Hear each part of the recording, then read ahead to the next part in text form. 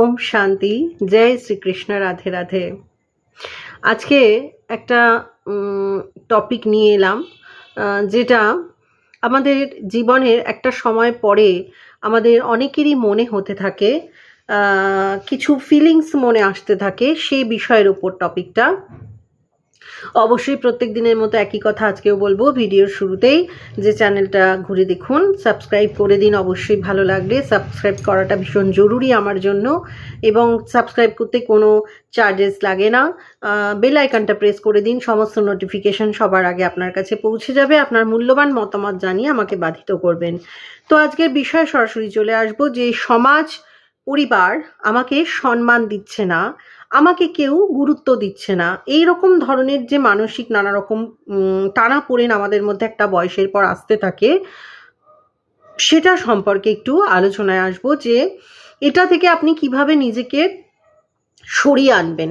তো এটার না কয়েকটা প্রথমেই যেটা বলবো যে পয়েন্টটা, যে প্রথমত যখন এই ধরনের মনে হতে থাকবে, এই ধরনের ভাবনা মনে আসতে থাকবে যে আমাকে কেউ গুরুত্ব দিচ্ছে না, আমার কথাকে কেউ পাত্তা দিচ্ছে না, আমার কেউ সম্মান করছে না, তখন না আগে নিজের সাথে কথা বলুন।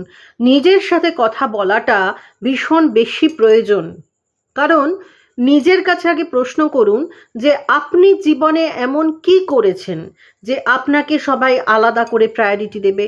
আপনি জীবনে নিজের কোন পজিশনটা তৈরি করতে পেরেছেন যে আপনাকে সবাই আলাদা করে সেই পজিশনে সেই সম্মানটা দেবে। এবং যদি না করে থাকতে পারেন, সেই ফলটা পরিবেশ পরিস্থিতির যেমন হতে পারে, অন্য মানুষের যেমন হতে পারে, তার সাথে কিন্তু সমানভাবে আপনারও। তাই অপরকে দোষারোপ করাটা প্রথমেই ছেড়ে দিতে শিখুন।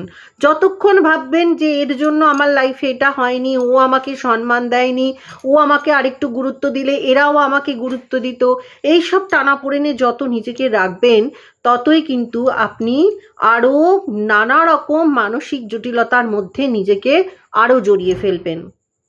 প্রথমেই বলবো, এই মানসিক জটিলতা থেকে নিজেকে নিজে বের করুন। নিজে এই ভাবনাগুলো থেকে নিজেকে বার করে আনুন। কি প্রয়োজন বলুন তো অন্য কারুর আপনাকে কতটা গুরুত্ব দিল সেগুলো নিয়ে সারা দিন বসে ভাবার? আপনি নিজে আপনাকে কতটা গুরুত্ব দিচ্ছেন, আপনার নিজের কাছে আপনি কতটা মূল্যবান, আপনি নিজে আপনাকে সম্মান দিচ্ছেন তো যে অপরে আপনাকে সম্মান করবে? এই জিনিসগুলো যদি একটু ভাবতে থাকেন, এবং এই যে একটা আমিত্ব, আমি একটা অহংকার বোধ, আমাকে গুরুত্ব দিল না, আমার কথা শুনলো না, আমাকে প্রায়োরিটি দিল না, আমাকে এরকম বলল, এটা থেকে আগে না নিজেকে একটু ডিটাচ করার চেষ্টা করুন। আমি সর্বক্ষণ যারা ভাবতে থাকে তারাই সবচেয়ে বেশি জীবনে অসুখী হয়। এই আমিত্বটা ব্রেক করা এত সহজ নয়। এর জন্য অবশ্যই নিজের জন্য একটু সময় দেওয়া, নিজের জন্য নিজেকে একটু পরিচর্যা করা, নিজের যেটা ভালো লাগে সেই জিনিসগুলোর পিছনে সময় দেওয়া, সারাক্ষণ মোবাইল, ইন্টারনেট, সোশ্যাল মিডিয়াতে ঢুকে না থেকে একটু নিজের ভালো লাগার সময়টা বেছে নেওয়া, একটু নিজের একার পিছনে সময় দেওয়া, একার জন্য বাঁচা, এগুলোর ভীষণ প্রয়োজন।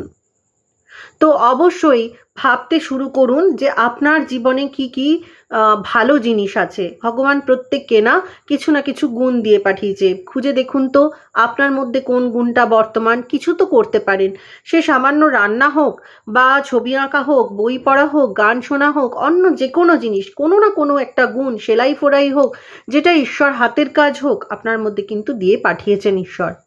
সেটার উপরে একটু কিছুদিন ফোকাস করুন তো, সেটা নিয়ে একটু জীবনে কিছু করার চেষ্টা করুন তো। কিছুই করার নেই, সেটাকে একটু প্র্যাকটিসে আনুন। দেখুন একটা ভালো লাগার সৃষ্টি হবে, যে ভালো লাগাটা এই দুটো জিনিস থেকে আপনাকে মুক্তি দেবে। এক হচ্ছে এই আমিত্ব, আমাকে কেউ গুরুত্ব দিচ্ছে না এই ভাবনা। দ্বিতীয়ত হচ্ছে আমি কিছুই করলাম না, আমি জীবনটা সবার জন্য ভেবে কাটিয়ে দিলাম, আমার কথা কেউ ভাবছে না। এই যে একটা মানসিক টানাপোড়েন আমরা নিজেরাই নিজেদের মধ্যে সৃষ্টি করতে থাকি। বিশ্বাস করুন, এর জন্য কারোর কিচ্ছু যায় আসে না। আপনি যেই সবগুলো ভাবছেন না, এর জন্য কারোর কিচ্ছু যায় আসে না, শুধু আপনার ছাড়া। তাই এই ভাবনাগুলো থেকে নিজেকে বার করে আনার দায় বা দায়িত্ব দুটোই কিন্তু শুধুই আপনার। চেষ্টা করুন এগুলো থেকে নিজেকে একটু একটু করে পজিটিভিটির মাধ্যমে বের করে আনতে। মেডিটেশন করুন, একা নিজেকে সময় দিন, নিজের সাথে কথা বলুন, নিজের জন্য এক কাপ চা কফি বানিয়ে খান, একটু লস্যি বানিয়ে খান, একা গিয়ে শান্ত জায়গায় বসুন, বাইরে খোলা আকাশের দিকে চোখ তাকান, একা একটু ঘুরতে বেরিয়ে পড়ুন, একটুখানি ফুচকা খেয়ে আসুন, বাইরে একটু নিজের জন্য গঙ্গার ঘাটে গিয়ে বসুন, ফাঁকা জায়গায় গিয়ে ফাঁকা পার্কে গিয়ে বসুন, একটু সময় আশপাশের মানুষকে দেখে তাদের অ্যাক্টিভিটি দেখে কাটান, ভালো লাগবে। মোবাইলে কিছু সুন্দর ছবি তুলুন, নিজেকে একটু সাজিয়ে গুছিয়ে কিছু সুন্দর ছবি তুলুন, ভালো লাগবে। নিজের ভালো লাগার জন্য নিজে ভাবুন, অন্যে কতক্ষণে আমাকে ভালো লাগাবে সেইটা নিয়ে দয়া করে পড়ে থাকবেন না। যত পড়ে থাকবেন তত আপনার এই অবসেশনগুলো তৈরি হবে যে আমাকে কেউ গুরুত্ব দিল না, আমার কথা কেউ ভাবলো না, আমাকে কেউ পাত্তা দিচ্ছে না। দরকার নেই, প্রয়োজন নেই। নিজের প্রয়োজনটা মিটিয়ে নিতে শিখুন। দেখুন ভালো থাকবেন এবং অপরকে ভালো রাখতে পারবেন অনেক সহজে।